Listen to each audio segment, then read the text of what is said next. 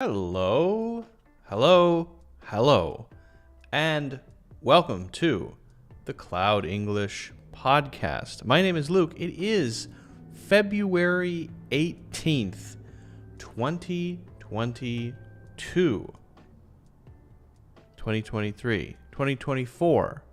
I'm not sure.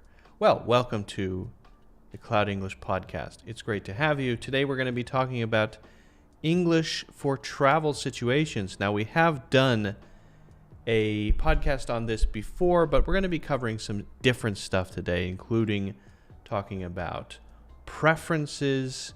We're going to be talking about some phrasal verbs, and we're going to be looking at a few other things. So I hope it will be interesting. Anyway, welcome. Just a few things right off the top.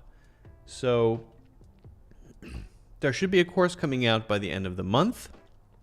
So I will be posting the trailer to that on the YouTube channel, and I will be generally sending out announcements and launch coupons, things like that. So look out for that. That should be an interesting one. That is a really interesting, different one for me, a departure, you could say, from the norm. It's going to be a course about culture, which may sound strange, but I find that people want to learn the words and the phrases, but then maybe miss the bigger picture. And so this is meant to be more of a bigger picture course that will cover some of those things that you may otherwise not really get when you hear native English speakers talking about stuff. And so that is coming out very soon. Let's see, what else? If you are interested in getting the yearly membership or the monthly membership, you can check that out in the links in the description. The monthly membership is at the yearly price, so it's 30% off, but paid monthly. So that's I think, heck of a deal. In my opinion, an amazing deal. If you haven't already done so, I would appreciate if you could hit the like button and subscribe. That is a great way to support the channel, to support the show, to support me in general, in addition to grabbing courses when you feel the need. All right. Anything else? Is there anything else? I don't think so. I think we can get into it. Well, we're going to be talking about travel, as I said, and we are going to be getting into preferences. But before we do that, I thought we could just, since, while we're here, get into something that has changed recently. Now, you might be expecting me to talk about, since I often talk about AI-related stuff, you may expect me to talk about what's it called? Sora. If you haven't heard of Sora, Sora is a new, let's say, product from OpenAI, which is, instead of generative text or generative AI images, it's generative AI videos, and it's pretty crazy. I mean, it looks very, very realistic, but I don't have access to it, and so I'm not going to really talk about it. But what I will talk about is that something interesting has happened with Google, and we're going to play around with it a little bit, but I've always done stuff in ChatGPT because I have found it to be better, and I do still think that's true, actually.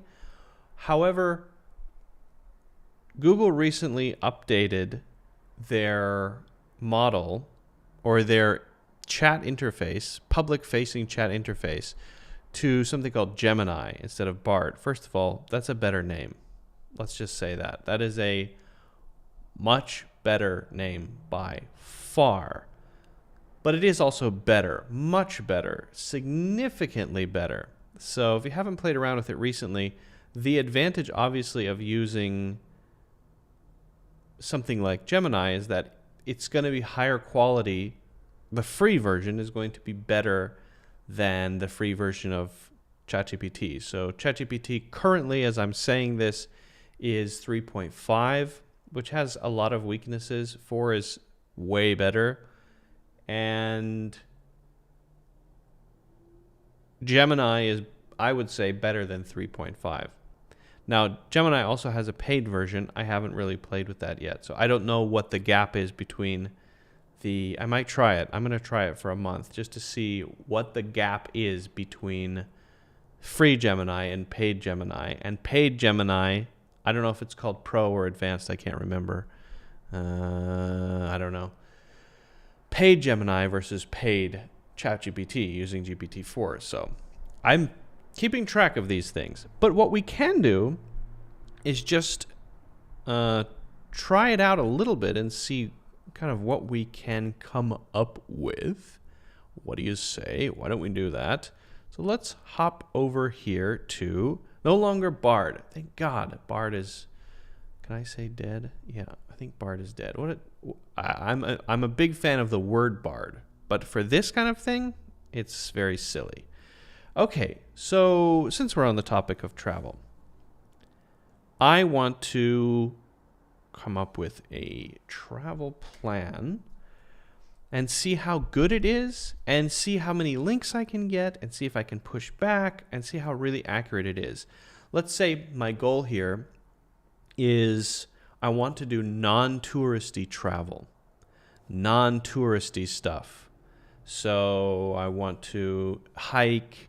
I want to do stuff that locals do. I want to eat local food. I want to travel on a budget. I don't want to spend a ton of money on 4- and 5-star hotels, right? So I want to travel on a budget. I want to live like a local. I want to do real stuff instead of touristy stuff. And let's say I'm going to be doing this in Southeast Asia. Okay? So help me come up with a travel plan for August in Southeast Asia. Let me see. Can I just talk? Allow. Help me come up with a travel plan for a trip in August in Southeast Asia. I plan to travel for 3 to 4 weeks and want to focus more on adventure travel, backpacking stuff, local stuff, and want to avoid a lot of touristy things. I am traveling on a pretty tight budget, so I don't want to spend a lot of money on fancy hotels. I want to find real local food. I want to find real stuff to do. I want to meet real local people and hang out with them. So help me come up with a plan, please. Okay. That's a very good speech to text, I have to say. Let's see what we get. Come on, Gemini. Let's see what we get. Adventure travel plan for Southeast Asia on a budget, 3 to 4 weeks. With its diverse landscapes, rich cultures, and friendly locals, Southeast Asia is a perfect backpacker's paradise, especially for those seeking adventure experiences off the beaten path.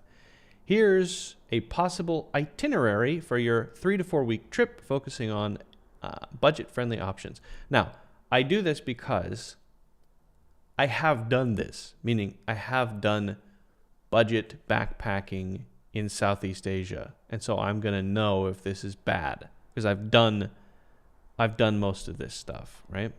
Okay. Vietnam, 10 days. That's a lot of days in Vietnam. Okay. Start in Hanoi, immerse yourself in the chaotic charm of the capital, explore the old quarter, visit Ho Chi Minh Mausoleum, and savor street food. Okay, that does sound good. Stay at hostels or guest houses. Yes, I probably would do that. And then I have looks like a TripAdvisor link for the old quarter in Hanoi. And then Ha Long Bay, cruise among the majestic limestone karsts on a traditional junk boat, kayak in hidden lagoons, and visit floating villages. This sounds pretty good. Honestly, this sounds pretty good. Choose a budget-friendly cruise option with dorm rooms instead of private cabins. I'm not against to staying in dorm rooms. Sure, that sounds good actually. Looks like I got another link here. I'm not gonna click on the link right now, but I'm assuming this looks like a real website. I know hotels.com. Okay, a national park here. Okay, this is pretty detailed.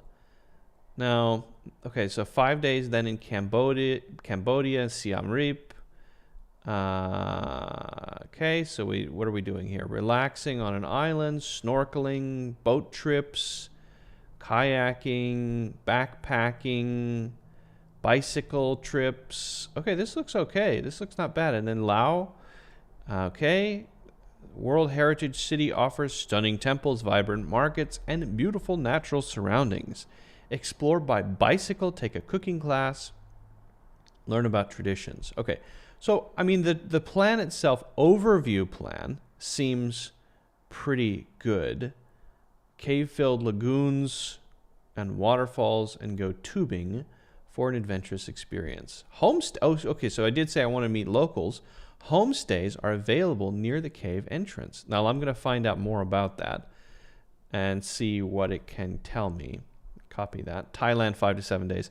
So I would change this to probably spend more time in Thailand and less time I would do the 10 days in Thailand and the 5 to 7 days in Vietnam. But that's just me. But this looks okay. This looks all right. This is very detailed. Okay.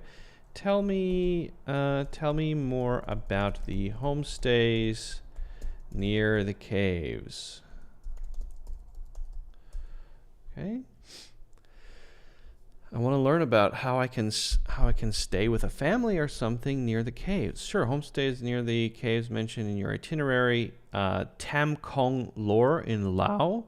Kong Lor Eco Lodge. This is a great option for those looking for a comfortable and relaxing stay near the cave. They offer private bungalows with balconies overlooking the river, as well as hammocks and a restaurant serving local dishes. They also organize tours and other nearby attractions. Okay, so it looks like TripAdvisor is offering an option to get a private bungalow. Mr. Hai's Homestay. This homestay is located in a quiet village near Phong Na Cave. They offer basic rooms with shared bathrooms. Oh, okay.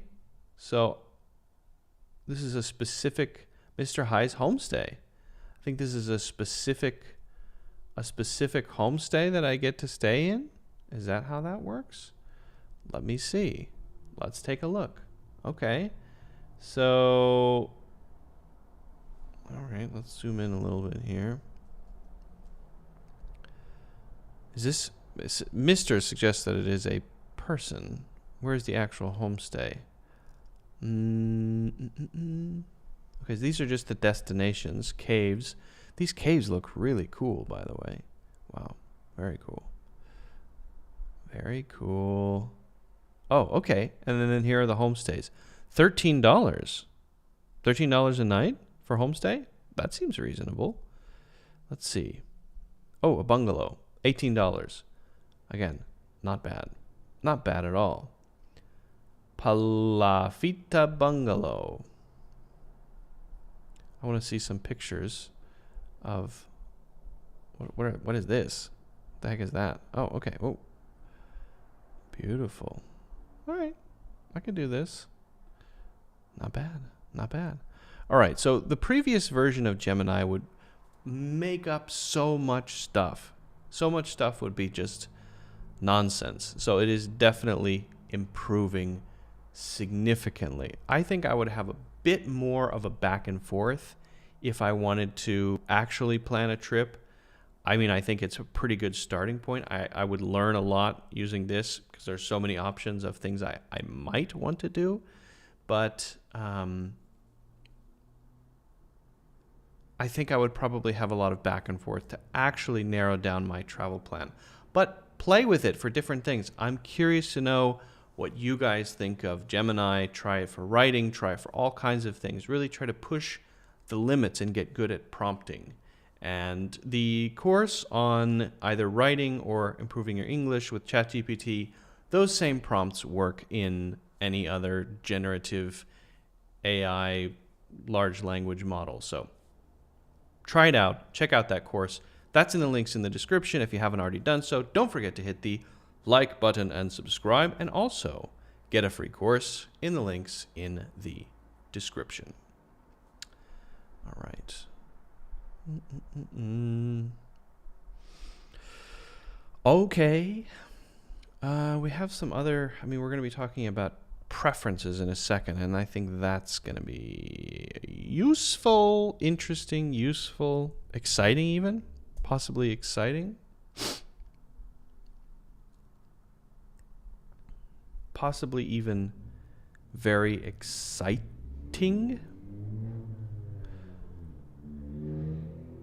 Are we hearing any noise? It's because I still have, I need to work on my noise blocking. Improve that a little bit. Let's see.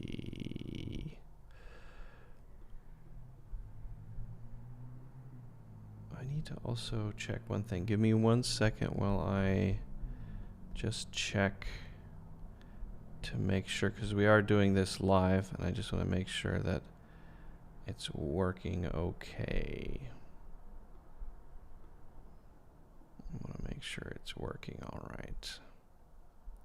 Yeah, I think it is. Okay.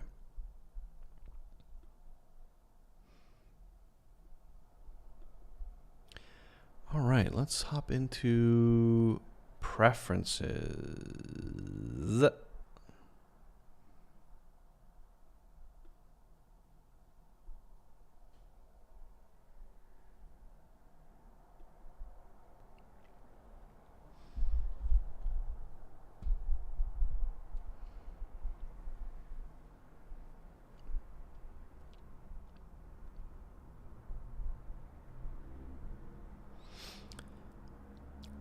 When we want to go on a trip somewhere, we will probably talk about how we feel about different places. We'll talk about how we feel about the type of travel we want to do. And why do we do this? Because maybe we're making decisions and we're traveling with other people and we're trying to figure out what's the best place for everybody, right? So we're going to talk about some English phrases that we can use to state preferences. And this is pretty easy. Some simple phrases, and we're going to look at some examples that you can use when you're sort of explaining how you feel about a particular style of travel, a particular place, etc. Okay? So, we would rather. This is where maybe you're explaining this to a travel agent. I know that's kind of an outdated thing, but some people still do that. However, it's the same if you're saying it to one other person. I would rather. We would rather. I would rather. It's the same thing. We would rather fly business class if it doesn't break the bank. That means if it doesn't cost too much. Got to have that extra leg room, right? Maybe we really care about comfort on the flight. Some people have that as a top priority. Okay, fair enough. So we would rather choose flights that offer an overnight layover in a cool city. Bonus adventure, right? So some people want to most people don't want to do a layover. Layover is where you stop in the middle, right? And it's kind of annoying. But if it's a 24-hour layover, that can be kind of fun, actually, because then you can check out that place. And it's almost like having another little side trip on the way. That can be cool. I've done that a few times. Sometimes that's great. We would rather spend a bit more on direct flights than deal with multiple connections. Now, this is about flights, but I want to be clear that you can say this for any type of preference that you have when you're explaining something, right? So we would rather, or I would rather, maybe backpack and hike than just sit by the beach. Or I would rather do a lot of historical tours than spend most of our time going to nightclubs, for example. Right? I'm stating my preferences about this trip that we're going on. We've already decided where, for example, and I'm going to be clear about what kind of stuff I want to do. Now, we're looking to is a little different than we would rather. We would rather is a simple preference, one thing more than another. We're looking to is more like stating a particular, maybe we could say stating a particular goal. So we're looking to cram as many historical sites into our trip as possible. Cram suggests you're really stuffing it in there. You're really kind of maybe doing a little bit too much, but that's okay. It can be very intense. You know, when you're working with a travel agent or you're working with ChatGPT or Google Gemini or something like that, you want to state these preferences because a leisurely trip and an intense trip are two very different trips. And some people like a lot of intensity. They want to get all the juice out of their vacation. Okay, so cram as many things in there. Or we're looking to hit up the must-see museums, right? If it's got a lot of famous paintings or dinosaurs, we're there. So that would be, again, saying this is an objective or a goal that I have. We're looking to catch some local music. Catch some. That means just experience it. Maybe I'm really into the cultural side of things. Okay, so catching some theater. Again, using I here, I'm looking to is okay.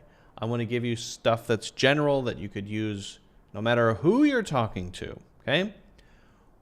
What about generally prefer? What's the difference between generally prefer and the other ones we've talked about so far? This, I would say, is to be big picture. Let's say it like that. To be a little bit more big picture. So if I say, for example, I want to, what was the first one? I would rather fly business class. I would rather fly business class. Well, that is a pretty strong preference over another thing. But if I say we generally prefer, maybe I'm being a little bit less specific, and I'm just giving a general criteria. So this would be a good one for criteria. We generally prefer staying at resorts where we can sip cocktails by the pool. Okay, so there are probably a lot of resorts, if not all resorts like that, but maybe some resorts are a little bit less, I don't know, fancy, and maybe they don't serve alcohol. So maybe alcohol is important to me. If it is, then maybe I'll say it like that. We generally prefer booking places with a killer view. Well, what defines a killer view? That means just a good view, right? Well, a killer view could be one overlooking the sea. It could be one in the forest somehow. It could be one overlooking a valley. It's a beautiful thing outside the window, basically, right? So a killer view would be a general preference. We generally prefer accommodations that offer cooking classes. Now, that is a little specific, I must say. For that one, you could use it. It's okay.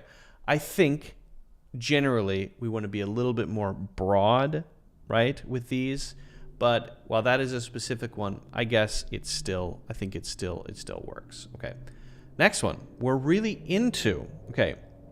This is where you state a simple thing that you like, right? We're really into what? We're really into finding the highest peak. Well, that means not just basic hiking. That means really intense hiking. I actually want to climb a mountain. We're really into those off the beaten path nature walks where you end up somewhere magical and totally Instagram worthy. Okay, so this is what I really, really like. We're really into, and here you can be very specific. we're really into coffee. We're really into coffee. So if you are saying those preferences to someone who's helping you organize your trip, or you say I, and you're talking to one other person or a group of friends you may travel with, I'm really into coffee. I want to make sure that we at least experience a few different interesting coffee shops, local coffee shops that I've heard about, if that's okay with all of you, right? We're really into guided night hikes. Now, how specific is that? That is extremely, extremely specific. So this one is good for talking about specifics. Tend to is, again, all of these are generally talking about preferences, but we're doing it kind of in different ways. So tend to is less about here are my preferences. This is what I like, and more about what I have done in the past. Past experiences, past trips that I've taken, right? We tend to hunt down the local food markets. We tend to ask locals for their favorite eateries, right? We tend to splurge on one fancy dinner per trip. So if I say we tend to do that, then that means we're kind of looking for that same thing for the next one. And the way that we're saying it is that this is what I usually do when I travel. So I'm not looking to eat a very expensive fancy meal every single night, but I am looking to maybe find one really good restaurant that costs a lot of money and eat there one night. Okay, so basically find me the best restaurant. Help me find the best restaurant. So I think that's a pretty good one as well. Typically, this is very similar, right? This is a typical thing that happens in the past. Typically, we'd rather join a small, quirky tour than the really big touristy stuff. Typically, we're on the lookout for workshops or classes. Maybe I really want to meet locals and do local stuff. Typically, we're on the lookout for workshops or classes. Typically, we love finding those hidden gems, whether it's a secluded beach or an ancient ruin off the main path. Okay, so there, maybe I'm going to be looking for some not even main tourist websites. Maybe I'm going to be looking on Atlas Obscura or something like that, which is, by the way, a great website for finding things that are off the beaten path, off the main path. Okay? So those are the simple little phrases that you can use to talk about preferences for a trip. Again, whether it's for when you're talking to a travel agent, or you're getting help from ChatGPT, or you're telling a group of friends, or you're telling one person, or you're looking in the mirror. I suppose you could do it in the mirror as well. Just to recap, I would rather, and you could, by the way, turn that into a simple question, right? We would rather. We're looking to, that's our goal, our objective. We generally prefer, stating a preference, generally being broad. We're really into a specific thing that we really like. We tend to, things that we usually do and have done in the past. Typically, things that we tend to do and have done in the past, most of the time. And if you use those to talk about preferences, not just for trips, but in general, then you'll have more variety in your language. If you have any questions about these, please let me know in the comments. If you haven't already done so, don't forget to hit the like button and subscribe, and also get a free course in the links in the description. Okay.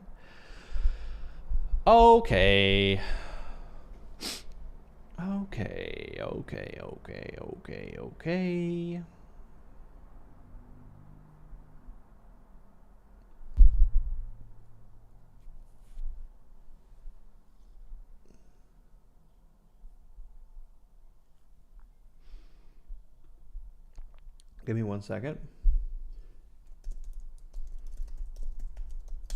I am just answering a quick text message, if that's okay.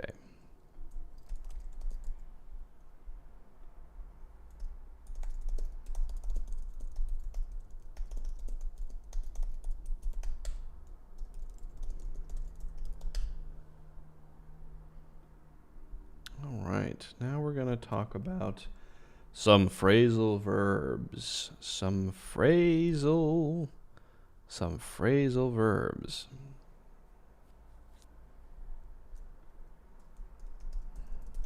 So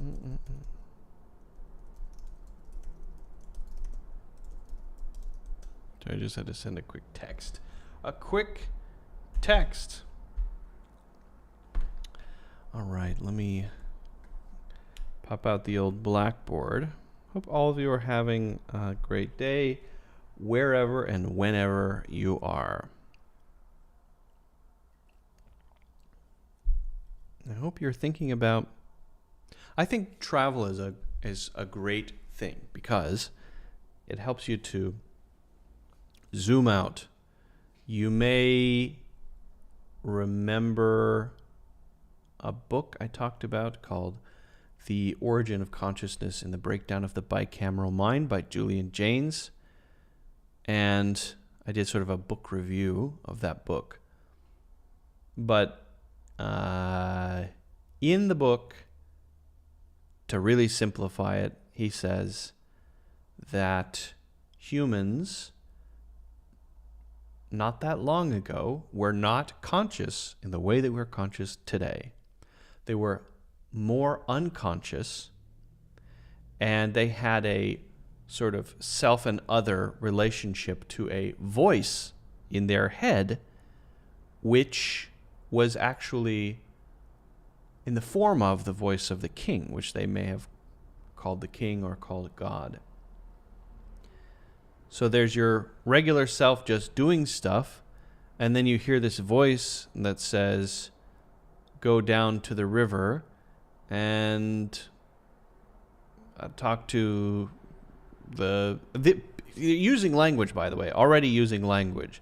But I guess the language usage would have been more automatic, more utility-based language, and go down to the river and negotiate with the fishmonger and get the best price on blah blah blah. Carp, octopus, sea cucumbers, and at some point, traders, or due to upheavals, natural disasters, people kind of clashed, groups of people. And so your voice, which is God to you, and my voice, they're different, and they're telling us different things. So then there was a kind of innovation, and the innovation was something like, oh, the voice is me. Well, if the voice is me, then I could listen to it or not, and I can turn it on and turn it off, and I can actively use it to dialogue with myself. So this is a stepping back to realize that this thing is not just directing me and telling me to go down to the river and negotiate with the fishmonger for 7 sea cucumbers. This is, that might be a good idea. Should I do that? I don't know if I'll, maybe instead I'll hire somebody to do that. So there's more flexibility in the way that we think. That's a different type of consciousness. And this is called the origin of consciousness, according to Julian Jaynes. Well, I think that is also happening to us now, where we live in a cultural context that comes with a bunch of assumptions about what's good, what's bad, what's true, what's interesting, what's beautiful, what's normal, what's weird, what's crazy, what's funny. And this is like because we just accept it. We grow up in it, and that's just true. Well, this is similar to how, if that theory is true, how people would hear their voice. The voice just says, go down to the river. And I just go down to the river like a robot.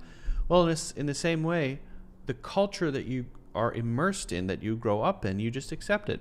And that's just how it is. And it tells you to do this at this stage of life, and it tells you to start a family, and it tells you whatever it tells you. But when you travel, what you realize is, yes, everyone is similar in the sense that they have fears, cares, problems, strong emotions about things. Everyone is similar in that. But the specifics, the way that those things manifest culturally, are very different from place to place. Norms, faux pas, humor, music.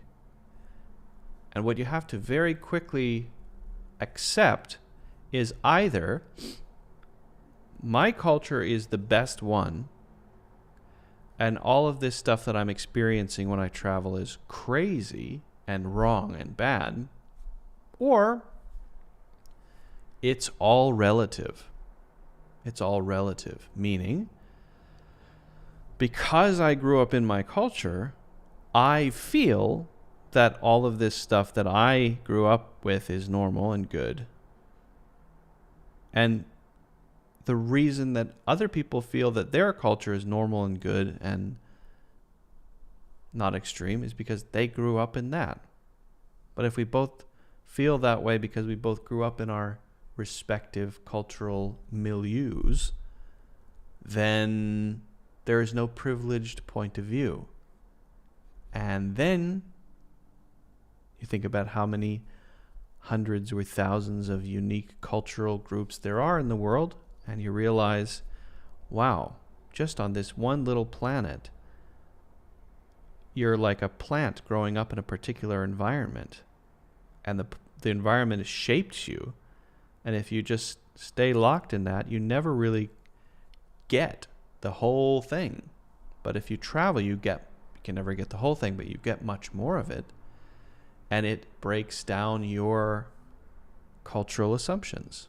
So it's not just a voice in your head, it's a set of beliefs, a set of feelings, a set of views that get loose.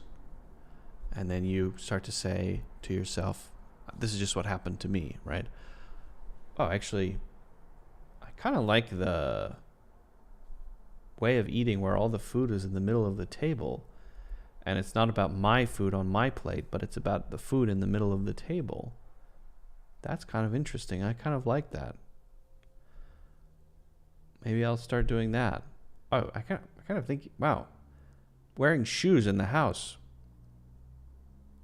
Wearing shoes in the house is weird, because you're tracking in everything from outside into your house, into your carpet. That's crazy. Now that I've experienced no shoes in the house. And then you start to build up this new level of agency, which I think is similar to what happened with consciousness. Again, if that theory is true, no, it's unprovable, really. I think it's unprovable. Richard Dawkins said it's either a work of complete genius or something like total insanity, total madness, something like that. Utter nonsense, rubbish, maybe he said. It's either a work of complete genius or utter nonsense, rubbish, something along those lines.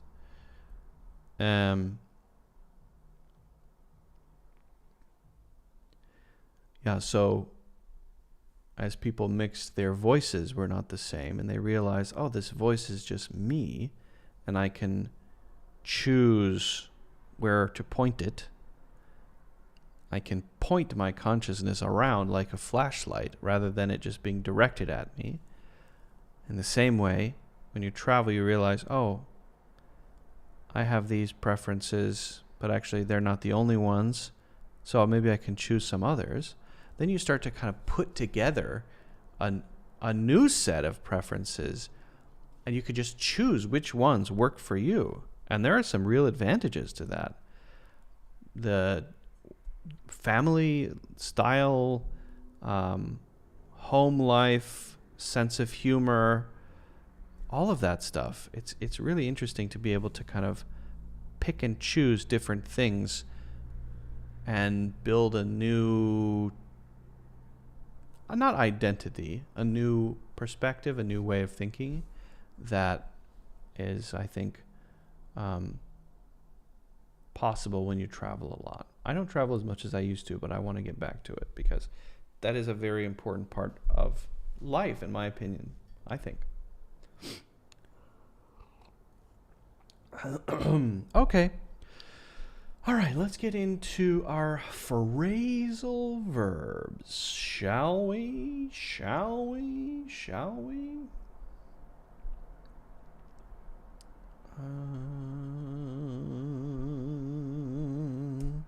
Let me make sure that my pen is working okay. I've had troubles with it in the past. It's been bad news.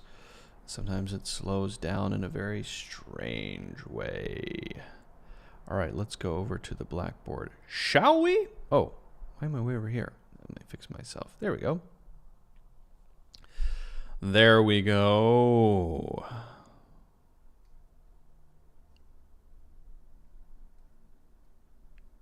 Grace says, when do you have live lessons? I'm afraid we're live right now, Grace, actually. Oliver Riva, hello, welcome. Thanks, Grace. Thanks, Oliver. Thanks for being here. Yeah, we're live at the moment as we speak. This is live. This is live. Okay. And again, sorry if you're hearing any engine noises outside. I need to improve my noise cancellation. It's a project for me. We'll get there. Okay.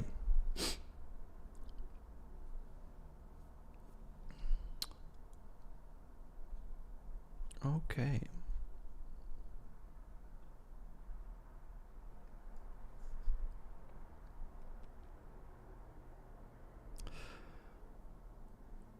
Phrasal verbs for travel. We're going to be talking about these in the context of travel, but I will mention the other uses as well.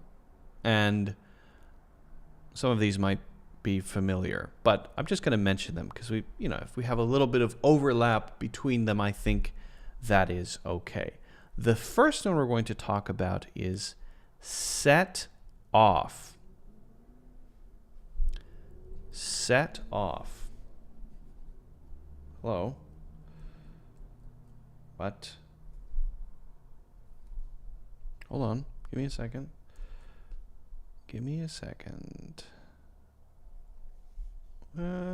I see it on this screen. Why do I not see it on that screen? Give me a second. Yes, it's there, but it's not showing up. Hold on.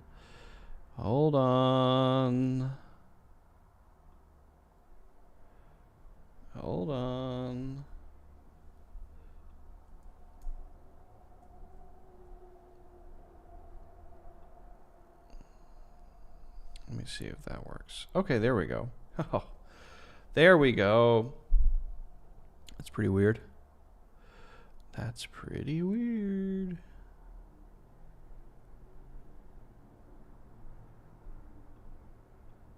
Okay, there we go.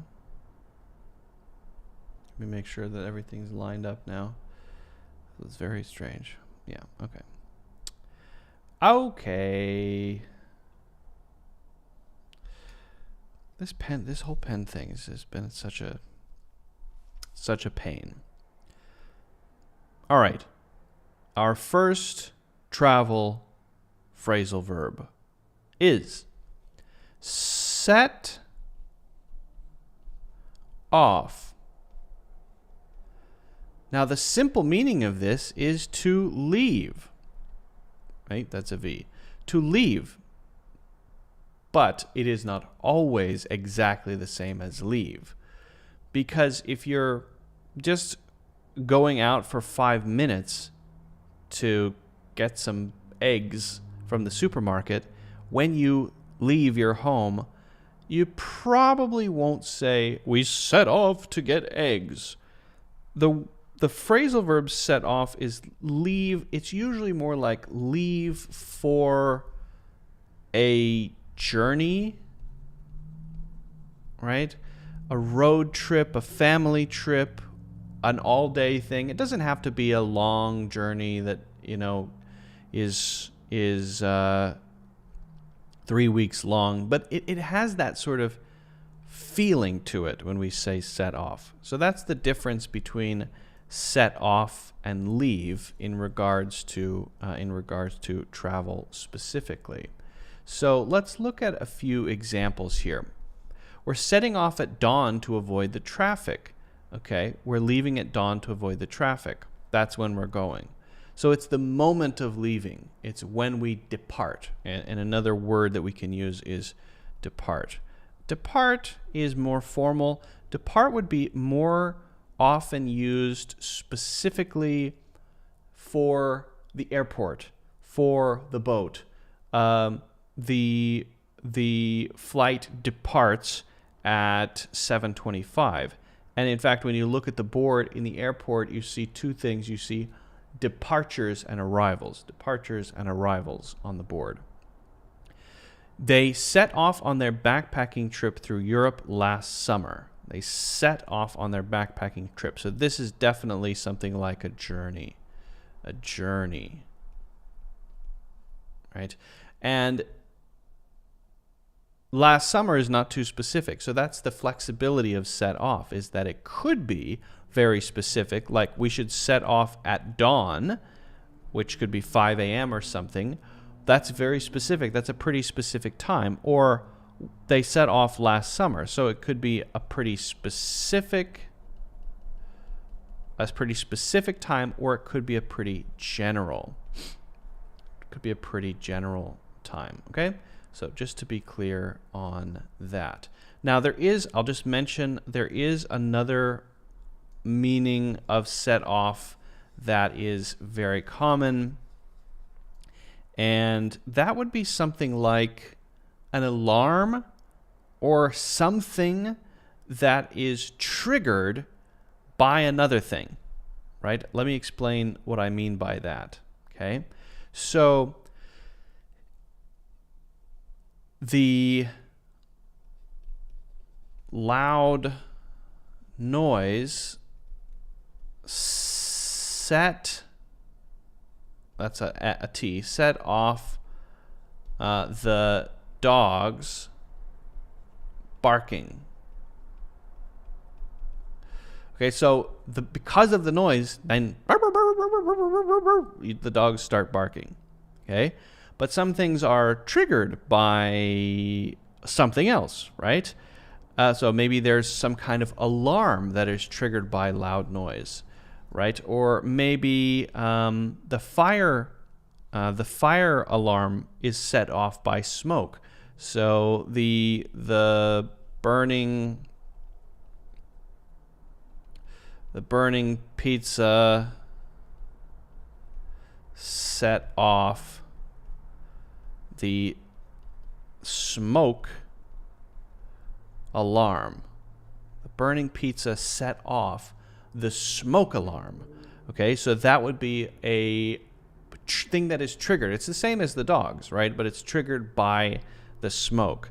You can also have something set off by a fierce or a fierce thing, a fierce debate, for example, set off by a comment. Is comment set off a fierce or heated debate? Okay, well, same basic thing. They're all the same. Okay, so just to be clear on that, I want to be very, very clear. All right, now we're going to be talking about take off. Take off. Take off. This has a lot of different meanings. The simple meaning of take off is something like take off your hat indoors, please. Take off your hat indoors. It's polite to take off your hat when you go inside, or please take off your shoes before you enter the house. He took off his hat before he entered the church, something like that, right? But the other meaning related to travel is usually the flight itself, the airplane itself. So let's look at a couple of examples here. Our flight takes off in just an hour, so we should hurry. I fell asleep about 10 minutes after takeoff. Okay, so this is important to know because, and also you pay attention to the fact that this is one word, right? This is the moment that the plane leaves the ground. So when you're traveling, you have several different things. You have takeoff, but you also have your boarding time, right? You see on the board, you say flight is now boarding. Now boarding. Well, the boarding time is usually 40 minutes before the takeoff time. So you need to be there way earlier usually. And if your flight is supposed to take off at 7:15 and you get to the gate at 7:15, well, the plane will not be at the gate anymore. The plane will be out on the runway, taxiing, getting ready to take off, right? So usually when people talk about the time that the flight takes off, there's a sense of panic if it's only 1 hour from now because that means the flight may be boarding in 20 minutes, right?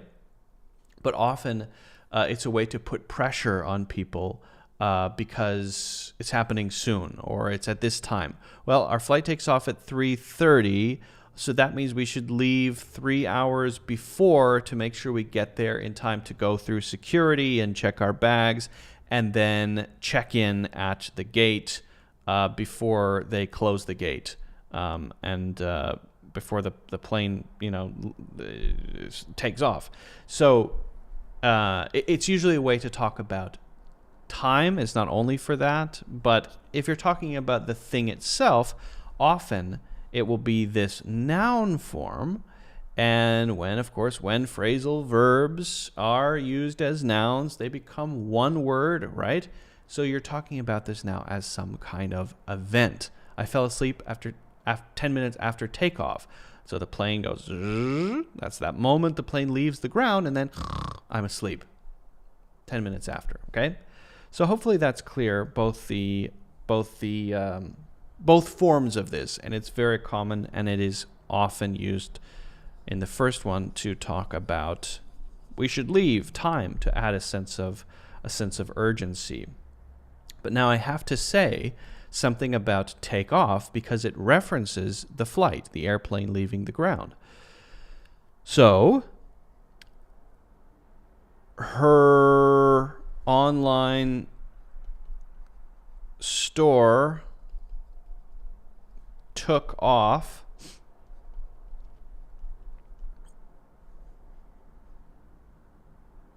after getting tagged by some celebrity. Maybe a celebrity bought something from your online store and then really liked it, so they tagged your product or you or your Instagram account on Instagram or something like that, and that, your store was doing okay before, but now your online store has skyrocketed. Now it's very successful. So this takeoff thing is the same as the airplane. It's going like this and it goes. This is talking about growth, about success, about a startup company, about a platform, a service, a product, a career, someone's music career. My music career really took off after that show that I did in Seattle. right? Because of that, something happened. Somebody posted something. It took off after that. So I gained success after that. The band's career took off after the song was featured in a hit movie, for example. Okay? Now, our next one is check in. Now, check in will be pretty familiar. Check in, one meaning of check in is when we know something is going on and we want to quickly make sure things are okay, to check the status of something. For example, I know that somebody is working on a custom thing that I ordered, right? Maybe I ordered a custom jacket, and I know it's a process that takes a long time, and I stopped by this tailor's shop, and I just want to check in to see if to see the progress, right? So that should be familiar. A mother checking in on her son who is playing in the other room, just looking in the door to make sure everything is okay, to make sure he's not eating Legos or something like that. Or I know that my friend is not feeling well, so I stop by my friend's house to check in. But check in has a very common usage related to travel, and this is an official process. This is an official process of maybe letting them know I'm here. And this is often an essential beginning thing to make another thing happen. So you are flying somewhere, you get to the airport, you go to the check-in counter, it's called the check-in counter, and you get your boarding pass. You show them your passport, right? This is the check-in process. It's an official process that allows you to get the thing that you need, and you're giving usually some information. Now, you can also do usually a self-check-in or an automated check-in at some kind of kiosk. So often these days, there's a kiosk where you can check in by yourself, right? So it doesn't have to be with a person. It often is. When you go to a hotel, when you get there, you have to get your key. You have to maybe give them your passport. You have to answer some questions. You maybe have to put your credit card on file in case you destroy the room. Well, this is an official process where you check in. And for anything like this, check-in is often the word that is used. Now, this is not used for transactions. For transactions, especially at a store, for example, a supermarket, that would be check out. To check out at the store would be to pay, to leave, to pay and leave, right? Check-in is the beginning official process usually to get a thing, to get a service, to go somewhere that you want to go, right? When you go into those big buildings in New York City and Manhattan, I've been in a few for meetings and things, and you have to check in with the security at the front desk before they'll let you in. If you don't check in with them, they will not let you into the building. You have to say who you're meeting, what time the meeting is, how long the meeting is going to last, right? And then they'll give you a temporary security pass, right? You have to check in. And you check in at the hotel. And you check in when you go to a doctor's office, right? You go to get a physical examination or get your teeth cleaned or whatever. The first thing you do is you check in. I check in online when I take, for example, my son to his pediatric appointments. They have this cool thing where you can do an online check-in. They send you a reminder text message, and then they say, don't forget to check in. They send it 3 days before the appointment. Then you go through the check-in process online. You have to give them some information, the birthday, and sometimes you have to pay something.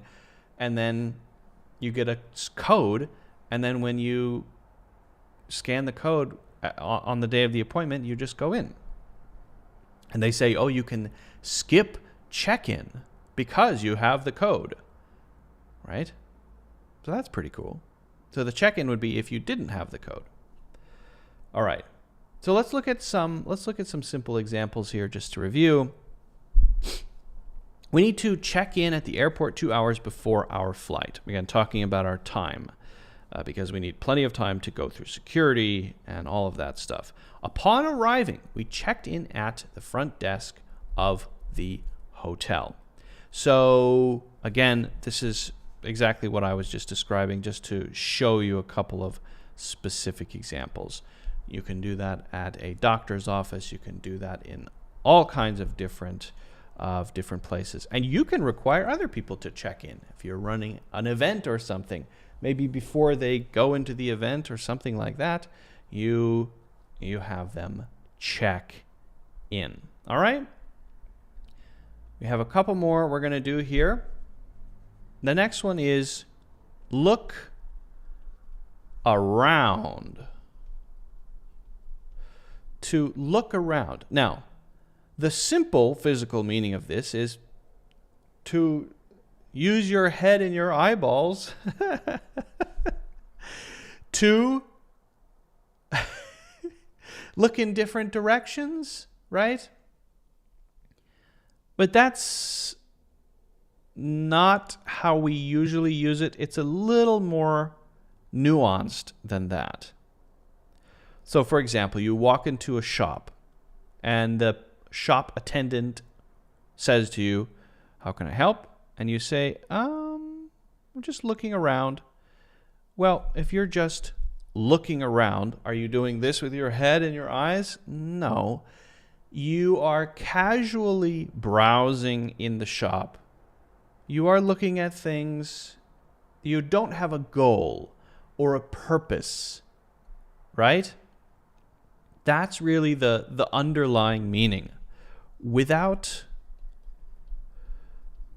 a clear goal, usually.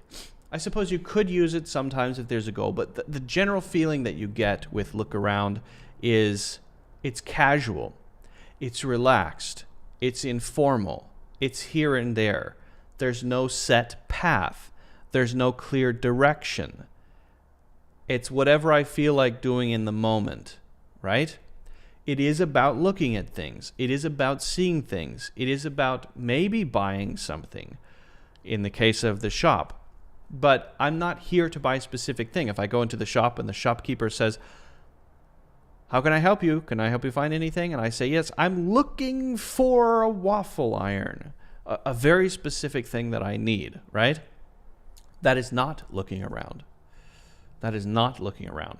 But again, the general meaning of look around, the more common one, is not actually doing this. It is actually casually, informally browsing. Okay? And you can do that online too. So there you're looking at your computer screen or your phone screen, right? But you're still looking around, maybe on Amazon or something like that. You don't know what you want to buy, but you're just kind of casually browsing. What are you doing? I'm just looking around. Right? Casually browsing on Amazon. So let's look at a couple of examples here. We had some free time to look around the city before our meeting. And after we arrived, we decided to look around the local markets. Okay, so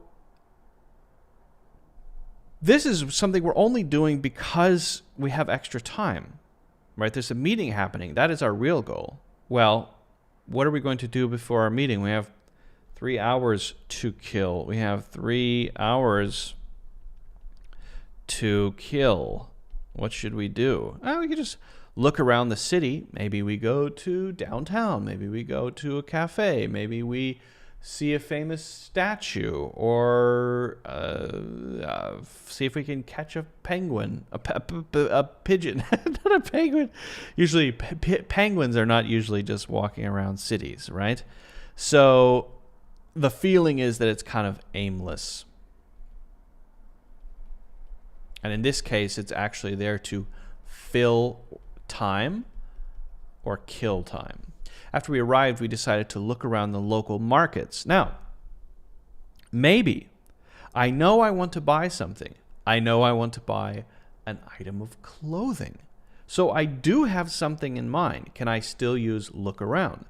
Yes, absolutely. Absolutely. The difference between using look around and using something else is that if I know exactly what it is that I want, then I won't use look around. But even if I have some general goal or criteria or goal, even if it's general, I can still use look around. I want to buy a sweater and I want it in kind of a local style. So I know I want an item of clothing, maybe a sweater, something warm. I didn't want to take my own sweater, so I want to buy something to stay warm here on this trip. But I don't know which. I don't exactly know. I don't know. I'll decide when I get there. So I get there. I look around.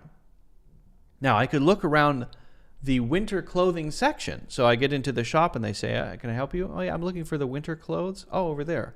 Once I get there, now I'm looking around the winter clothes to find maybe a sweater that I want or need, right? And so it's very flexible. It's very flexible. And the feeling there is that it's kind of a bit aimless, a bit casual, a bit freestyle, and there isn't one clear specific thing that I need. I went to buy the iPhone 17. Well, then you're not looking around, are you?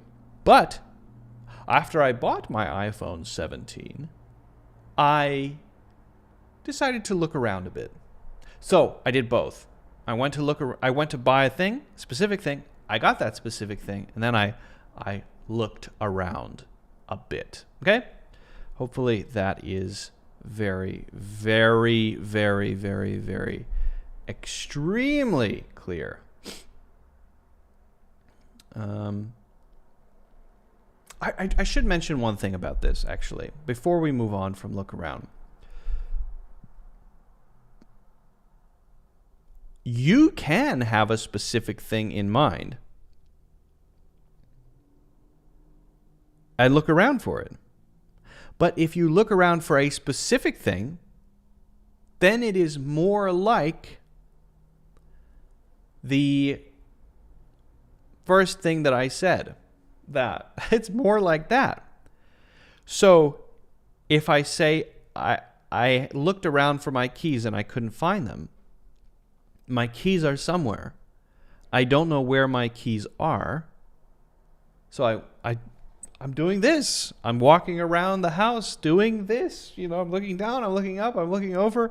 It's more like that. So if I'm looking for a specific thing and I say I'm looking around for my keys, I'm looking in all different places. That's the around part. I'm moving all around. I don't know where they are. But that's more like that. More like the original meaning.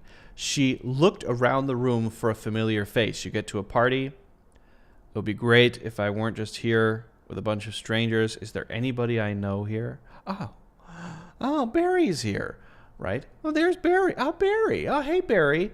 Right? So I'm looking around. For what? For a specific thing. What am I looking for? A face I know. There's Barry, right? So hopefully you get the picture. But obviously the key is to make your own examples and look at more examples and really try to get a feeling for it. Okay? The next one is drop off.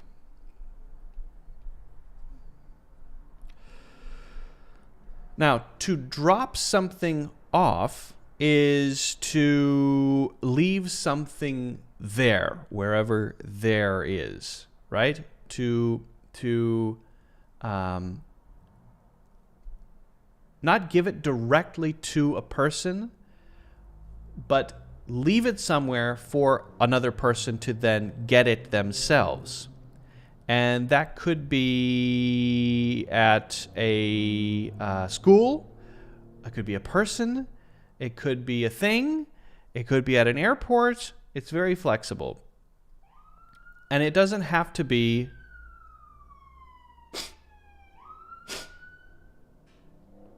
oh, sorry, the siren. Better? So for drop off, when you drop something or someone off, you're not doing the next thing. So if you drop a friend off at the train station, right, they visited you or you met them at a coffee shop and then they don't have a car, so you drive them to the train station. You don't get on the train with them, right? If you drop your sister off at the airport, you don't go into the airport usually with her. You're in the car and you leave her there and she then does her thing, checks in, goes through security and boards her flight. If you drop off your son at school, you're not going to the school with your son. Usually he's just getting out of the car and going into the school. And so there's a sense of leaving something or someone there, right? If you're not home and I drop off a pan full of muffins that I made, maybe I left them on the shelf next to your front door outside. You better hurry up and get them so that they don't get too cold. So I leave them there for you to get. It's a general sense of leaving something in a specific place, or someone, of course, in a specific place. But I think we should probably look at a couple of examples to really get the idea here. So drop off. Can you drop me off at the train station on your way to work? Can you take me to the train station? Can you bring me to the train station? I guess these are pretty much the same thing. Can you take me to the train station? Can you bring me to the train station? Pretty much the same. But it really suggests I'm leaving you there and I'm not going in. We dropped off our luggage at the hotel and went straight to the beach. Now, this is a very common thing that you will do when you're on a trip. So a hotel will have a check-in time of, say, 3 p.m. I once stayed at a hotel that had a check-in time of, was very late. It was 4 p.m. or something, and I arrived at the hotel at, I was exhausted, 10 a.m. So I had a long time before I could check in. I had all these bags with me, and so I went to the front desk at the hotel, and I said, hey, could I please leave my bags here, maybe with you? And they said, sure, absolutely. So what did I do? Well, I went to the hotel, I dropped off my luggage, and then I went to the beach. I want to spend time at the beach. I don't want to spend time just sitting here waiting to check in. So I haven't even checked in yet. I haven't checked in at all. What have I done? I have left my bags at the hotel. They're holding them for me, right? But it suggests that I'm just leaving them right there and they're taking care of them. I'm not doing anything with them, right? So drop off is used for objects, things in this way. I'll drop off the keys tomorrow. Maybe you need the keys to access something. I'll drop them off tomorrow. It could be that you're there and I give the keys to you in person. It doesn't mean only that you're not there in person. It could be. But often it's whether you're there or not. So if you aren't there, then I'll just leave them somewhere. So that's another part of it. It's even if no one's at the hotel front desk, I may still just leave my bags behind the check-in counter, right? Maybe. Okay.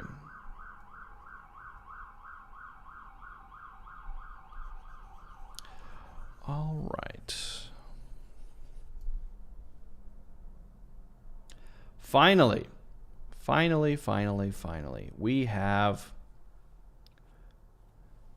stick around.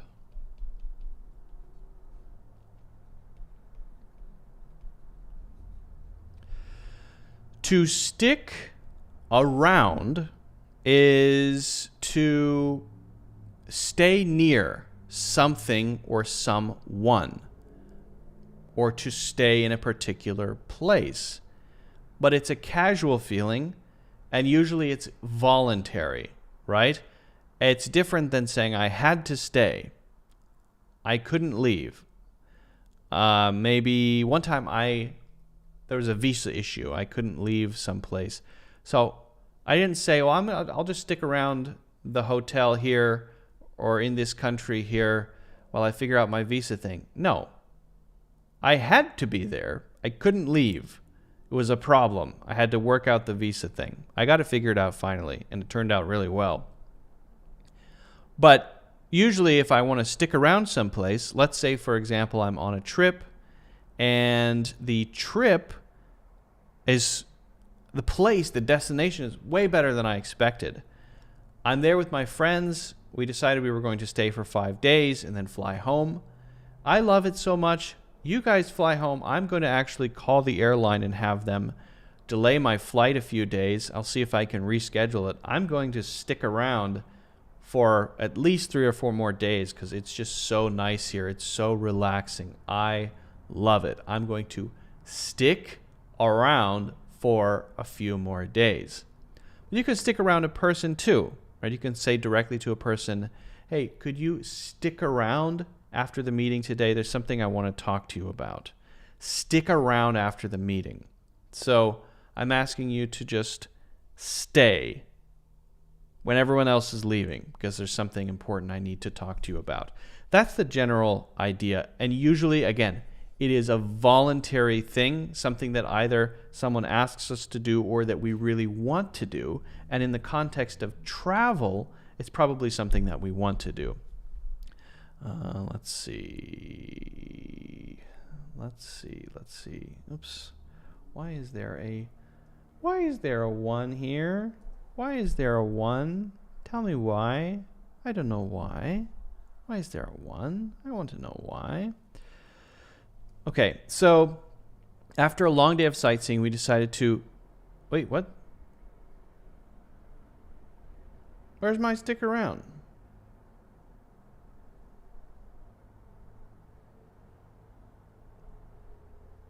What? Okay, my example's wrong.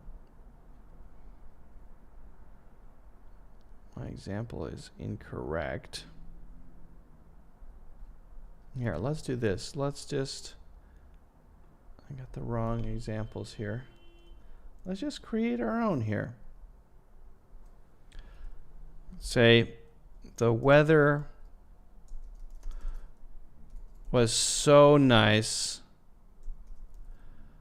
I decided to stick around a few more days.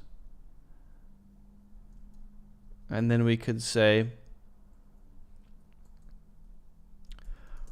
are you planning to stick around here the whole trip?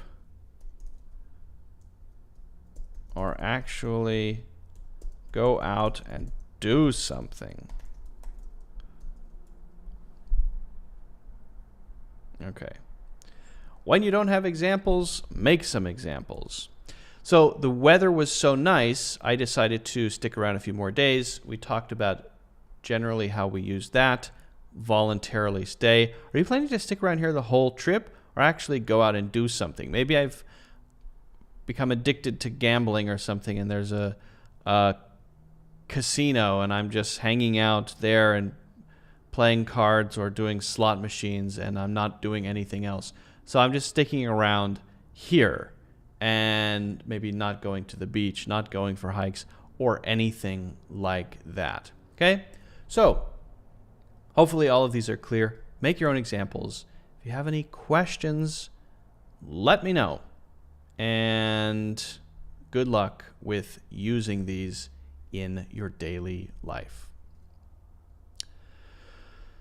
All right. Okay. Here's one other thing I wanted to cover. What happened with my example? That was weird. So weird.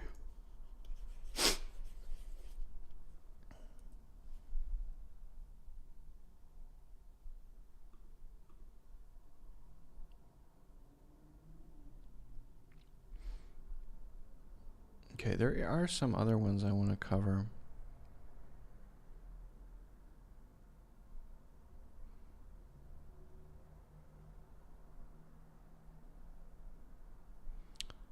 I want to get to... I'm really curious to hear how the sound is after this, because I know there's more traffic noise, and I know that's not good. And I want to see if it can be improved.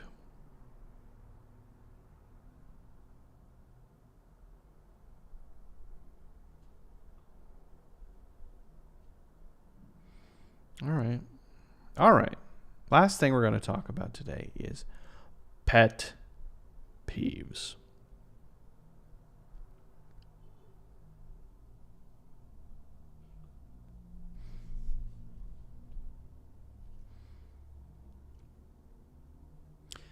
Everyone has things that bother them. I am no different. Now, I'm not saying this stuff because I'm an English teacher. I'm just saying this is stuff that bothers me. And I will say that most of this stuff that bothers me, most of these pet peeves, most of these pet peeves are things that native English speakers do. Yes. They commit crimes against me whenever they do them. It's a crime. All of these things should be crimes. Well, they are crimes, according to me. But let's talk about them. I'm going to tell you what it is and then the correct way to do it, and you can decide for yourself if you want to. If you already do this, make the correction. And if you don't, and you didn't know about it, decide if you want to do it my way or follow the norm. Because a lot of this stuff is very normal for a lot of people, a lot of native English speakers to use. The first one is,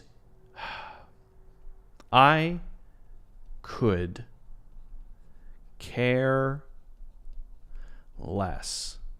Something happens. And maybe we're all worried. A group of friends we're all worried, right? What if it snows and our flight gets canceled and we can't go? Well, maybe three friends traveling in a group together, planning to go on this trip. What if it snows? What if there's a snowstorm? One person wasn't really into it to begin with and staying home, going on a trip, I don't care. So they say, I could care less. I could care less. What they mean by that is it doesn't matter to me. If it snows and the flight gets canceled, we don't go on the trip, we go, whatever, I don't care. The problem is not what they're trying to say. The problem is that this is actually incorrect. If you think about it, I could care less. What does that mean? That means it is possible for me to care less. Well, then why would you say that? What you want to say is, I couldn't care less. That's what you really want to say. If you couldn't care less, then you really don't care. That's probably the right phrase to use. And it bothers me when people say, I could care less. Although, among the, crimes, the pet peeves that we're going to talk about here, this one is probably the least severe. Okay? Next one. On accident. I did it on accident. On accident. Well, we know what that means. If somebody sent an email they weren't supposed to send, it wasn't ready. Well, I did that on accident. When people hear that, they won't say, oh, you idiot, you used the wrong preposition. It might just, in the back of their mind, cause them to judge something about whoever said it. Because it should be by accident. By accident. And I will be the first person to admit that I do judge people, especially native English speakers. I don't choose to. It's not my choice. I don't want to judge anybody, but I do it unconsciously. I can't help it. So it should be by accident, not on accident. Okay? Next one. This one's tough for me.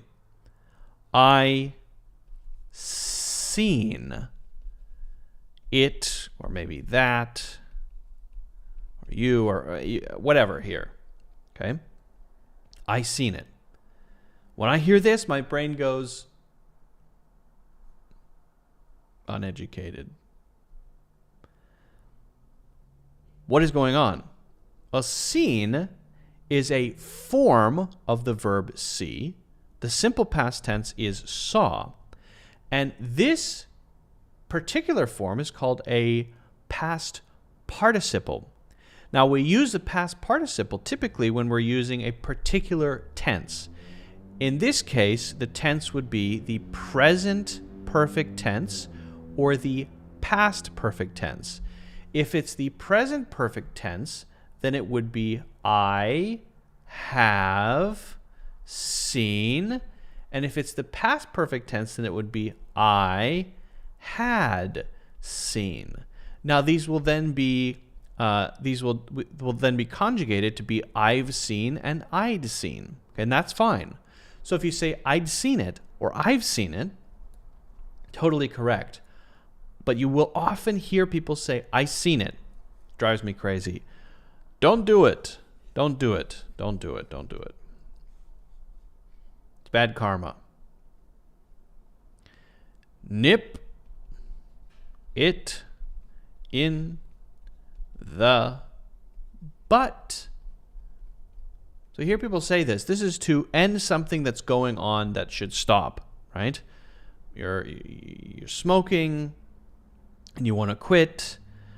Somebody is maybe doing something dishonest. A colleague you know is doing something dishonest.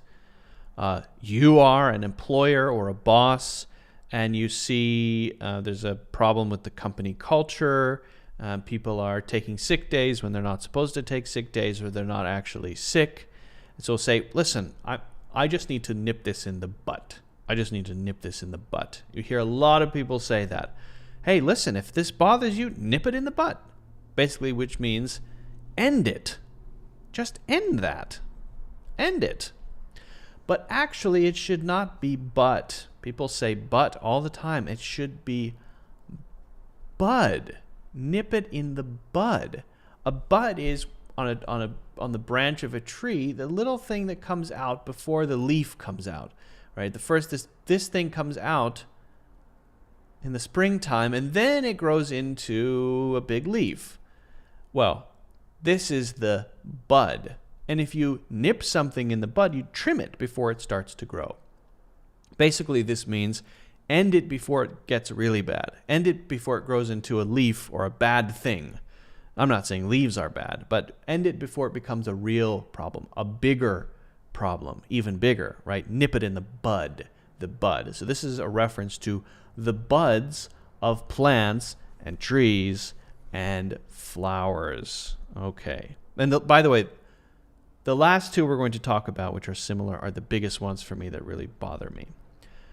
One that you see in text, often this is comments, messages, and emails, sometimes texts. I'm much more relaxed about texts, but especially for comments and emails, especially, this is a written issue, is your and your. The pronunciation of these two they're the same, right? These two have exactly the same pronunciation. And so if you're speaking, this is not an issue. Now, I would say it might be an issue because if in your brain, your mind is saying this one when actually you mean this one, then I still think it's a problem. But since thought crimes are not yet possible to keep track of, when they are, I will definitely point this out first. Well, when you're writing, you need to understand which one is which. Your house. So the house belongs to you. This your is the same as my and our and their. It indicates belonging to you, to me, to us, to them. Their house, our house, my house, your house. This your is you are. So if you this is the most ironic YouTube comment of all time. You're so dumb. You see that? You're so dumb is an admission of being dumb. You're so dumb. I don't necessarily think that that's always true because it could be a simple typo. If it's a typo, okay. But if you're just writing something and you write this instead of you are your, what you're telling people is, you're telling people, I don't know the difference between these two. And that's a problem. That's a problem.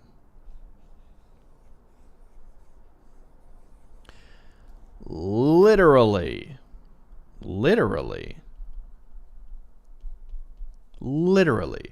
This is literally the hardest thing I've ever done. Now, the meaning of the word literally is that it is actually that. That is what it means. And so if you say that, then what you should mean is that it actually is the hardest thing you've ever done. Well, is it really, though? I mean, people are just, studying for an exam.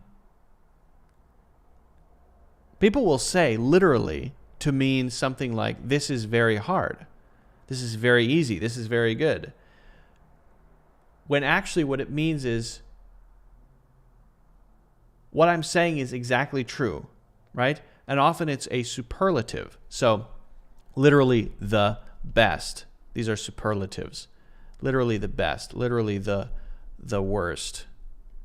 Literally the hardest. Right? And so if you're saying the best, you mean actually the best. You're reviewing your entire life, right? And you're saying, this is literally the best ice cream I've ever had. Now, when I hear people say that, I say, oh, in my mind, really? This is the best in your life? It must be pretty good.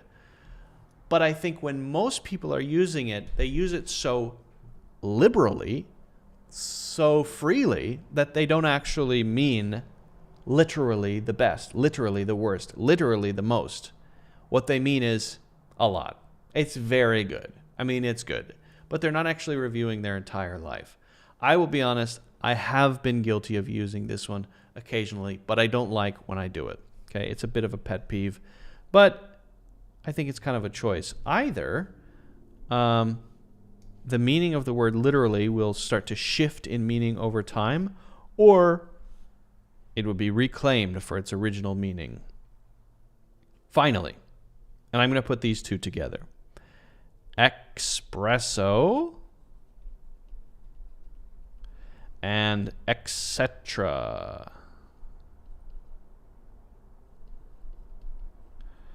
Now, these are incorrectly spelled. Actually, it should be espresso. I'll write it up here. I'll do a check mark. Correct. Ding, ding, ding. Wrong. And etc. Wrong. Should be tick, tick, et cetera or cetera. Okay, so most people will say espresso. Can I get a double shot of espresso? Espresso? Could I get a double shot of espresso? And they think they're saying. They think it's actually called espresso. That's what people think it's actually called. It's espresso. It's espresso, okay? Etc. Etc. It is et cetera. Now, I know that that's a little trickier to say. This is what most people say. It kind of bothers me. Etc. You can say etc. or etc. Etc. or etc. Both are generally acceptable. But if you say etc., that's not, you're saying a letter, X, that is not actually there in the word. This is the correct spelling of the word. So you should say the T sound generally. I understand that all of these are losing battles, okay? I know that these are just pet peeves that I have, and I know that people don't have to listen to me.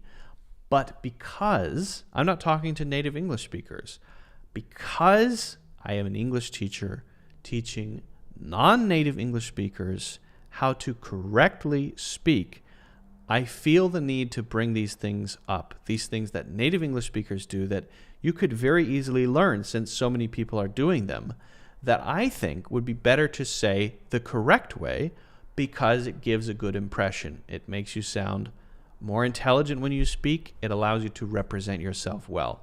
So these are not just things that annoy me. These are things that I think if you learn the right way will allow you to be a better, more accurate, more intelligent sounding English speaker, okay? If you have any questions about these, let me know in the comments if you haven't done so already. Don't forget to hit the like button and subscribe and get a free course in the links in the description. All right, I think we're going to call it a day, folks. Friends, neighbors, citizens, thank you so much for being here. I really appreciate it. If there were sound issues today, I'm going to go back and review, see how it sounds. I'm working on that to improve it. But again, thank you for joining. Thank you for listening. Thank you for watching. If you're listening and you would like to watch, you can do that on YouTube and I suppose Facebook. If you're watching and you would sometimes prefer to listen, the link's in the description. Find the platform that works for you, Apple Podcasts, Spotify, whatever you prefer. So have a great whatever it is. Have a fantastic day. Thanks again, and I will see you in the next one.